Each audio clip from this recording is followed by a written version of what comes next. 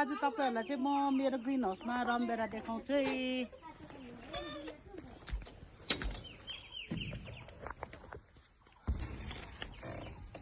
हेर्नुस् त साथीहरु, अहिले त हरियो रहेछ, भर्खर फल्दैछ। यी कोही कोही त रातो रातो पनि हुँदै रहेछ। अब पछि फलेर रातो भयो भने यसो बेच्नु पनि पर्छ।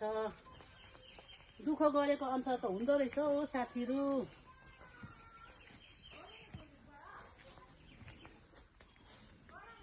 यहाँ हेर्नुस् त साथीहरु, कति रातो रातो फलेछ। यहाँ चाहिँ निकै छिप्पेछ। हेलो साथीहरु, हेर्नुस् त अब यो छिप्पेको यसो टिपेर अब यसो छानेर टिपेर चाहिँ यसो बेच्नु पर्यो। यहाँ गाउँतिर पनि सप्लाई हुन्छ। यी हेर्नुस् त साथीहरु, यी कसरी केजी सप्लाई गर्नुहुन्छ दिदी? यो चाहिँ अब म चाहिँ अहिले चाहिँ 40 रुपैयाँ दिँदैछु। ए हजुर, यस्तो फलेको छ। देखाउनुस् त। यी हेर्नुस् त, यसरी फलेको छ मेरो ग्रीन हाउसमा।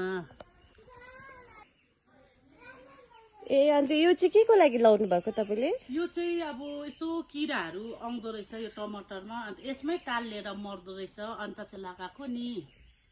यहाँ हेर्छ यो तिरु, मैले यहाँ यसो क्याप्सिकम पनि लगाएको छु। यहाँ मसिनो फल्दै रहेछ।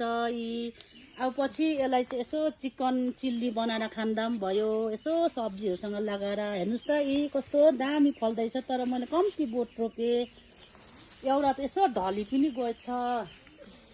बेसी चाहिँ रोपेको छुइनँ, अलिकति। यहाँ हेर्नुस् न, यी ढलेछ, यसलाई पनि माटो दिनुपर्ने रहेछ।